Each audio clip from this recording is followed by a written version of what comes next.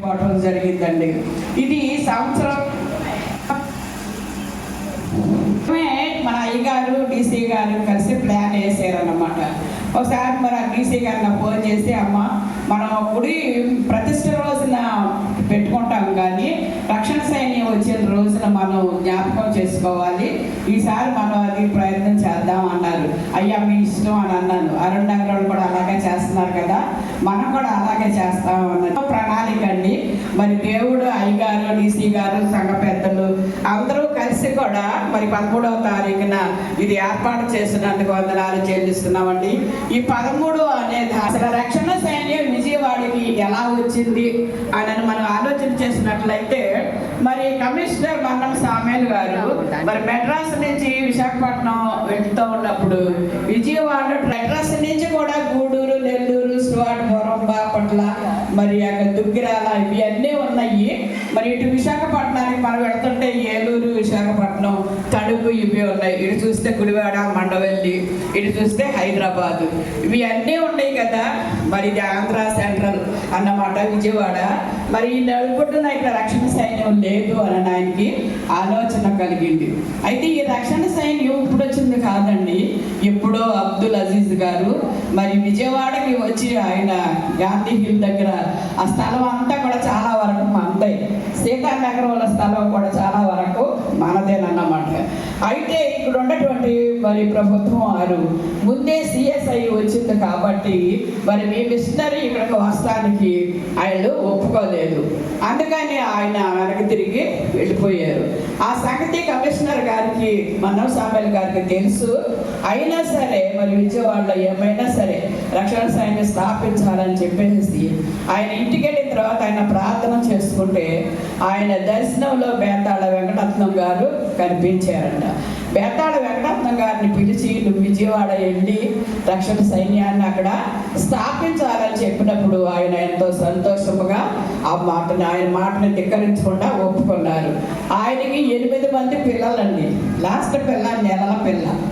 అయినా సరే ఆయన ఒప్పుకుని ఆయన విజయవాడకి వస్తానికి ఆయన సంతోషపడ్డారు.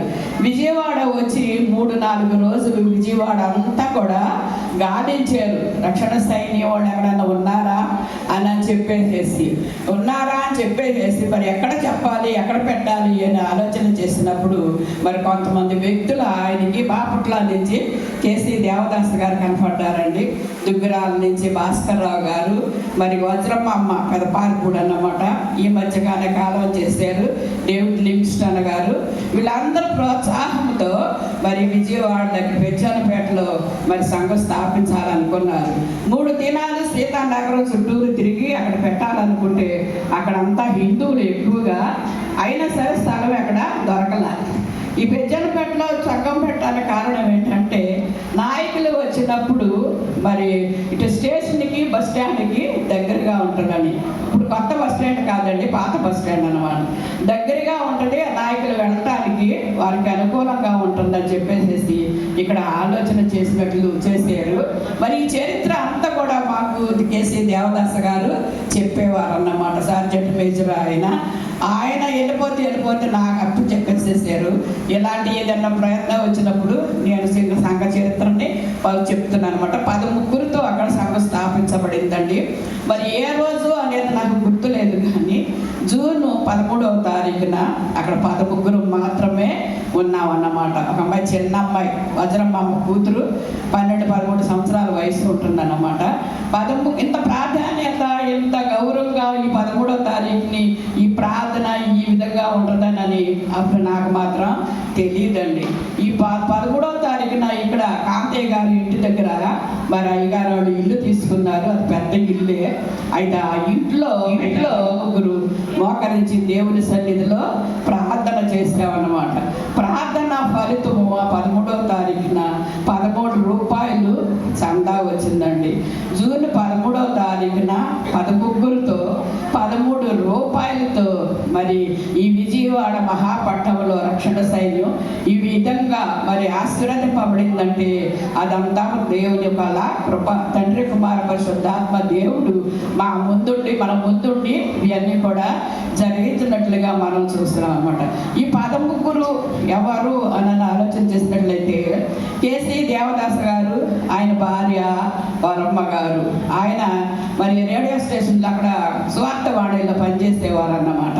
తర్వాత భాస్కర్ రావు గారు, ఆయన భార్య మార్తమ్మ గారు, లివింగ్స్టన్ గారు ఆయన భార్య దేనమ్మ గారు, మరి వజ్రమ్మమ్మ ఆడ కుమార్తె శాంతి, మరి పాస్టర్ గారు కూతురు, మరి వెంకటరత్నం గారు ఫ్రెండ్ ఇక్కడ ఉన్నాడు అనమాట, సుభాకర్ రావు గారు అని ఆయన. తర్వాత నా పేరు మద్దాల సరోజిని అండి, నేను అన్నమాట. నేను కూడా ఎందుకనంటే ఆ వెంకటరత్నం అనే మా చిన్నప్పటి నుంచి మాకు బాగా తెలుసు. వాళ్ళ అన్నదమ్ములు మా ఊర్లో, మాది మునికిలండి గుడివాడ దగ్గర, ఆ ఊర్లో ఉన్నారు కాబట్టి అన్నయ్య మా చిన్నప్పుడు వస్తూ ఉండేవాళ్ళు. అప్పటి నుంచే ఆయన అక్కడ వీధి కూటాలు జరుగుతూ ఉంటే ప్రసంగం చేస్తూ ఉండేవాళ్ళు, మాకు బాగా తెలుసు. ఇక్కడ ఉన్న వాళ్ళందరికీ విజయవాడలో ఉన్న రక్షణ సైనికులకి ఎలా తెలుసు అంటే అన్ని సంఘాల్లో అనౌన్స్ చేశారంట. మరి విజయవాడలో రక్షణ సైన్యం పెడుతున్నాము, పలానా వెంకటరత్నం గారు మీ పిల్లలు అక్కడ ఉంటే వాళ్ళకి తెలియపరచమన్నప్పుడు మరి మా అమ్మగారు మాకు తెలియపరిచింది. ఎక్కడ ఉండాలో ఏంటో మాకైతే తెలియదు, కానీ మరి ఆయన ఫ్రెండే మరి ఎదురుకుండానే ఇంట్లోనే అద్దెకుండేవాడు అనమాట, ఝాన్సీ వాళ్ళ ఇంట్లో. ఈ మధ్యలో టాటా ఇల్లు అడ్డంగా ఉండేది, వెనకాల మేము శ్రీనివాసరావు గారి ఇంట్లో ఉండేవాడు. అందుకని మాకు ఆయన కనపడలా. మేము ఎక్కడన్నా ఎవరు బ్యాటరీలు కనపడినాయి అనుకో మాకు తెలియకపోయినా మేము వెళ్ళి వాళ్ళని పరామర్శించి మేము వాళ్ళతో మాట్లాడుతూ ఉంటాం అన్నమాట. అది తెలియదు. మా తమ్ముడు వెళ్ళినప్పుడు పప్పుల మిల్లు దగ్గర కనపడ్డారంట. అక్కడ అక్కడ ఉన్నారు, అక్కడ కోసం నేను చూస్తానన్నప్పుడు తీసుకొచ్చి మాకు పరిచయం చేశారన్నమాట. మీరు రమ్మ, ప్రార్థనకు రమ్మని చెప్పారు ఆ రోజు. మరి ఆ రోజు అందుకని 13 నేను కూడా ఉన్నానన్నమాట. 13తో మరి దేవుడు ఇంతగా ఆశీర్వదించినందుకు దేవుని వందనాలు చెల్లిస్తున్నామండి. మాకు అప్పుడు మందిరం లేదు, పాస్టర్ గారు ఉన్న ఇంట్లోనే ఆరాధన చేసుకునేవాళ్ళం అండి. వరండా నిండిపోయింది, మధ్య గది నిండిపోయింది, పెద్ద గదులు అయ్యి. ఈ చుట్టుపక్కల టౌన్లో ఉన్న అందరూ స్త్రీలందరూ కూడా ఎంతో మంది వచ్చారు. ఆయన బాగా మంచి వాక్య పరిచయకుడు అనమాట. ఎంత వాక్యం చెప్తాడంటే ఆయన మోకాళ్ళు పుండ్లు పడిపోయి మచ్చలు పడిపోయి అంత గొప్ప దైవజనుడు అనమాట. ఆయన ప్రార్థన చేసినప్పుడు మరి మా సంఘంలో 3 పిల్లలు లేరు, వారి 3కి సంతానం కలిగిందన్నమాట. హల్లెలూయా. అప్పుడు శనివారం నాడు ఉపవాస ప్రార్థన ఉండేది. అది పై డాబా మీదకి వెళ్ళి ఒంటరిగా ఎవరికి వాళ్ళే ప్రార్థన చేసుకునేవాడు అనమాట. వారిలో ఇప్పుడు మన సమాధానము గారు రామకృష్ణాపురంలో ఉన్నారు. ఆమె ఒక ఆవిడ మా పెద్ద ఏపురాలు ఉందన్నమాట, లలిత అని చెప్పేసి ఆమె. తర్వాత మరి అంకనగుడు ఆవిడే, ఆమె పోలీస్ అయిన భార్య. ఆయన 3కి కూడా సంతానం కలిగిందన్నమాట. అంత బాగా ప్రార్థనా పరుడు ఆయన. అది చాలట్లేదు, చాలన్నప్పుడు మేము అక్కడ లెట్రిన్స్ దగ్గర, ఇండియన్ పెంతుకొస్త దగ్గర లెట్రిన్ ఉండేదనండి. అక్కడ ఖాళీ స్థలం ఉంది, ఆసాబు గారి ఇంటి వెనకాల.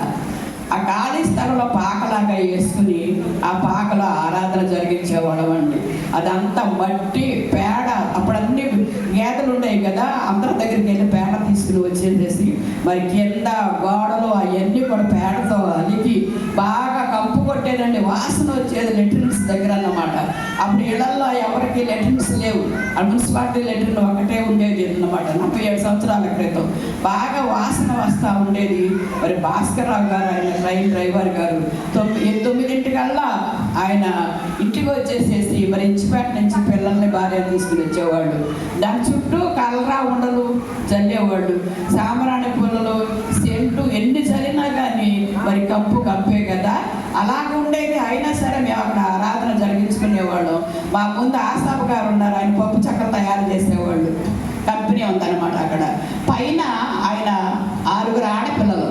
మరి ఇవన్నీ గొప్పతనాన్ని గురించి సాక్షి రూపంగా ఆయనకు తెలిసి ఆయన పాస్టర్ గారిని అడిగి, నాకు 6 ఆడపిల్లలు ఉన్నారు, ఒక పిల్లోడి కోసం నాకు ప్రార్థన చేయండి అని చెప్పినప్పుడు మరి సంఘం అంతా కూడా ప్రార్థన చేసినప్పుడు రాజా పుట్టాడు అన్నమాట, కోవెల రాజా. ఎంత సంతోషకరమైందండి. మరి ఆ రాజా పుట్టిన తర్వాత ఆసాం గారు ఏం చేశారంటే, మీరు ఇక్కడ పెంట కుప్పల్లో కాదు మీరు ఉండేది, మేడపైకి రండి అని చెప్పేసి పైన డాబా మీద మందిరం కట్టించి అక్కడికి మమ్మల్ని చేర్చి అక్కడ ఆరాధన చేసుకుంటున్నాం అన్నమాట. చాలా మంది వచ్చేవాళ్ళు అండి. ఆయన వాక్యం చెప్తుంటే అసలు చాలా ఆసక్తిగా ఉండేది. లేట్ అయిపోయింది అన్నటువంటి మాకు బాధ కలిగేది అనమాట. గుడ్ ఫ్రైడే వచ్చినప్పుడు యేసు ప్రభు వారి శిలువ మీద ఎలా ఉండి ఎలా శ్రమలు పొందారు, కళ్ళకు కట్టినట్లుగా ఆయన పిక్చర్ మనకు చూపించినట్లుగా అలా చెప్పేవాళ్ళండి. ఆయన ఏడుస్తుంటే ఆ సంఘం అందరం కూడా ఏడ్చేవాడు. అంత దుఃఖంగా అంత ఆత్మీయతగా చెప్పేవాళ్ళు అన్నమాట ఆయన. అప్పుడు మేము కొంచెం యవనస్తులు కాబట్టి సినిమాలకి వెళ్తూ ఉండేవాళ్ళం. ఆ రాత్రి మేము పండుకున్నప్పుడు మరి ఆయన వైట్ ప్యాంటు షర్టు సంఘలో బైబిల్ పెట్టుకుని మా తల దగ్గర నిలబడ్డట్టుగా మాకు కల వచ్చేది ఎవరికైనా సరే. అంత దైవజనుడు అన్నమాట. అంత భయపడిపోయి మేము వెళ్ళకోకుండా ఉండేవాళ్ళం అనమాట. అప్పుడు మేడ పైకి వెళ్ళిపోయిన తర్వాత ఆయన అద్దె కూడా తీసుకోలేదండి. మరి మాకు మందిరం కోసం దేవుని సన్నిధిలో స్థలం కోసం ప్రార్థన చేసాము. మరి ఎన్జే సామ్యాల్ గారు అని ఆయన వచ్చారు, అప్పుడు కమిషనర్ గారు. ఆయనతో మేము వెల్కమ్ సాంగ్ రూపంగా చెప్పినప్పుడు ఆయన చాలా మమ్మల్ని ఇది విసుక్కున్నాడు అన్నమాట. విసుక్కునే చేసి నన్ను వెల్కమ్ కోసం అని పిలిచి నన్ను అట్లా అడుగుతున్నారు అనుకుంటారు. ఆత్మీయ తండ్రి కాబట్టి మనం కావాల్సినవి మనం అడుగుతాం కదా. అడిగితే ఆయన చాలా కోపిస్తాడు అన్నమాట. అదే రోజునే మరి వాళ్ళ కుమారుడికి ఏదో గొడవ జరిగిందని వచ్చింది. ఆయన మళ్ళీ వెంటనే పెద్దల్ని క్షమాపణ అడిగారు. తర్వాత ఇజ్రాయేల్ గారు వచ్చారు. ఆ ఇజ్రాయేల్ గారు వచ్చిన తర్వాత మరి సంఘాన్ని కట్టుకోవడానికి ఆయన పర్మిషన్ ఇచ్చారు, శాంక్షన్ చేశారండి. మరి అప్పుడు భాగ్యమ్మ గారు అని పక్కన ఇంట్లో మన సంఘానికే వచ్చేది ఆవిడ.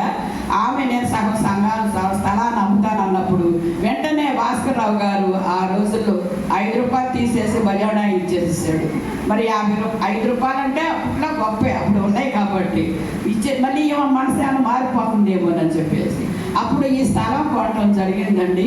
మరి ఆ సంవత్సరం అప్పుడు జోసఫ్ గారు టైంలో సంఘం కట్టడం జరిగింది. పెద్దలు అందరూ కలిసండి, ఈ బొన్నమేర జోసఫ్ గారు.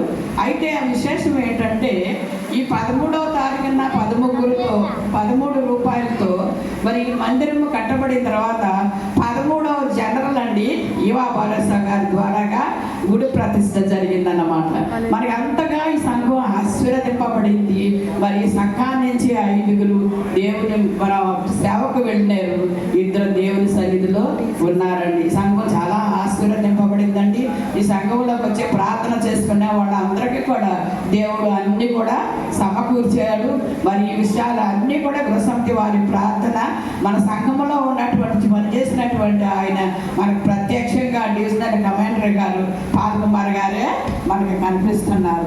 మన సంఘంలో చేసినటువంటి జాన్ కుమార్ గారు ఇంటర్నేషనల్ సెక్రటరీగా ఉన్నారు. ఇప్పుడు ఆయన మరి చాలామంది కర్నల్ డీసీలుగా ఉన్నారు. దేవుడు ఇక్కడ పనిచేసినటువంటి అయ్యగారులందరినీ కూడా ఆశీర్వదించారు.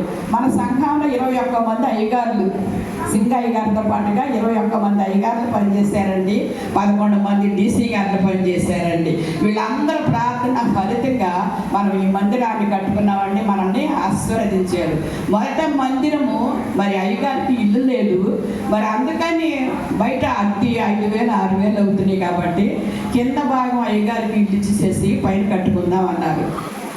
అలాగా పెద్దలు కమిటీ వాడు అందరూ కలిసి మేము మాట్లాడుకున్నప్పుడు మరి కొంతమంది ఏమో అసలు ఇది అమ్మేసేద్దాం అనుకుంటున్నారు, కొంతమంది పైన కడదాం అనుకుంటున్నారు.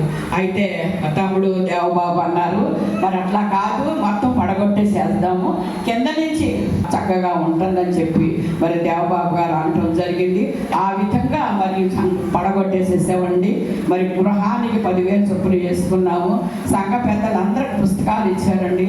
1 లక్ష 2 లక్షలు 50,000 30,000 20,000 అంతగా డొనేషన్స్ పోగు చేసేసి ఈ సంఘాన్ని కట్టామన్నమాట. ఈ సంఘ పెద్దలందరూ కూడా చాలా సహకరించారు. ప్రతి ఆదివారం వచ్చేసరికి మేస్త్రి గారికి డబ్బులు ఇవ్వాలి. నరసింహరావు గారు అప్పుడు ట్రెజరర్గా ఉన్నారు. ఆయన బాగా ఆతృత పడుతూ ఉండేవాళ్ళు. డబ్బులు లేవు, ఆదివారం వస్తుంది ఎలాగా అనేసరికి ఏ విధంగానైనా సరే ఆయనకి ఎంత డబ్బులు ఇవ్వాలో ఆదివారం నాటికి దేవుడు సమకూర్చారన్నమాట. ఆ విధంగా ఈ మందిరాన్ని కట్టారండి. మరి ముఖ్యంగా చెప్పాలి అని అంటే మద్దాల శ్రీనివాసరావు గారు ఆర్ట్ ఆపరేషన్ చేసుకుని ఉన్నారు. ఆయన ఈ మందిరానికి పైకెక్కి ప్రతి దినము నీళ్లు పోసేవాళ్ళండి. మందిరానికి పైనుంచి కింద కూడా ఆయన నీళ్లు పోసేవాళ్ళు. ఆపరేషన్ చేసుకున్న మనిషి పెద్ద ఆయన. మరి ఆయన కూడా ఎంతగానో సహకరించారండి. మరి అందరూ సహకరించబట్టే ఇంత మందిరం అయ్యింది. మరి దేవబాబు గారు మరి కింద మరి డోరు పైన డోరు కూడా ఎంతో మరి విలువైనటువంటిది, అదంతా కూడా ఆయన తయారు చేశారు. చాలా లక్షలు ఖర్చు పెట్టారండి మందిరానికి. మరి అనేక మంది బిడ్డలు ఇక్కడ ప్రార్థన చేశారండి. చాలా మంది కూడా మరి దేవుని సన్నిధికి వెళ్ళిపోయి ఉన్నారండి. మరి పెద్దలందరూ కూడా చాలా మంది వెళ్ళిపోయారండి. మరి దేవుని సన్నిధిలో ఉన్నారు వాళ్ళు. మరి సంఘ పనిలో సహకరించిన వారి పేర్లు జీవగ్రంథంలో వ్రాయబడితే అని దేవుని వాక్యం సెలవిస్తుంది. దైవ సేవకులు కూడా 5 దేవుని సన్నిధికి వెళ్ళిపోయారండి. 2 అమ్మగారు దేవుని సన్నిధికి వెళ్ళిపోయారు. మరి మనం అందరినీ సజీవులుగా ఉంచారంటే వాళ్ళకంటే మనం గొప్పవారం కాదు, కానీ దేవుని కృప చొప్పున మనల్ని సజీవులుగా ఉంచి ఆ వారిని గురించి చెప్పుకోవడానికి మనదంతా స్టోరీ చెప్పుకోవడానికి దేవుడు నన్ను కూడా నిలవబెట్టడానికి దేవునికి వందనాలు చెల్లిస్తున్నాను. మరి ఐగుప్తు దేశాన్ని నుంచి ఇశ్రాయేలీయులు ప్రయాణం వెళ్ళినప్పుడు మరి పితరులు అందరూ కూడా అరణ్యంలో రాలిపోయారు. వారి సంతానానికి మరి దేవుడు ఎలాంటి గొప్ప పనులు చేశారో మీ తల్లిదండ్రులకి మరి అలాగ మీరు జ్ఞాపకం చేసుకోమని చెప్పేసి దేవుని వాక్యంలో ద్వితీయోపదేశ కాండం అంతా కూడా రాయబడి ఉన్నట్లుగా మరి ఈ చరిత్ర అంతా కూడా మీ అందరికీ తెలిస్తే రాబోయే యువతరం ఉంది, వీళ్ళందరూ కూడా మరి గుర్తుపెట్టుకుని మరి అలాంటి సమయం వచ్చినప్పుడు అవన్నీ చెప్పాలని మనం చేస్తున్నానండి. మరి మనలందరినీ దేవుడు దీవించాడండి. మరి మన విజయవాడలో ఉన్న రక్షణ సైన్య సంఘాలన్నీ కూడా వెంకటరత్నం గారేనండి ఎక్కువగా స్థాపించారు. మన పెచ్చానపేట ద్వారాగా ఫస్ట్లో మరి పెద్దలందరూ కూడా వెళ్ళేవాడు. తర్వాత ఆడవాళ్ళు సోమవారం నుంచి శనివారం దాకా కూడా ప్రతిరోజు ఎక్కడో ఒక చాటుకి వెళ్ళి ఆరాధనలు జరిగిస్తూ ఉండేవాళ్ళు అండి. తర్వాత మనలో నుంచి మరి రామకృష్ణపురాన్ని మరి అయ్యగారు వేరే సంఘాలుగా స్థాపించారు మన పాల్కుమార్ గారు. అయినా సరే మరి దేవుడు మనల్ని ఆశీర్వదించాడు, మన ప్రార్థన దేవుడు ఆలకించాడు. మనల్ని సజీవులుగా ఉంచినటువంటి దేవునికి వందనాలు చెల్లిస్తున్నాను. దేవుడు మనల్ని అందరినీ దీవించునుగా. మా కృషి చేత కాదయ్యా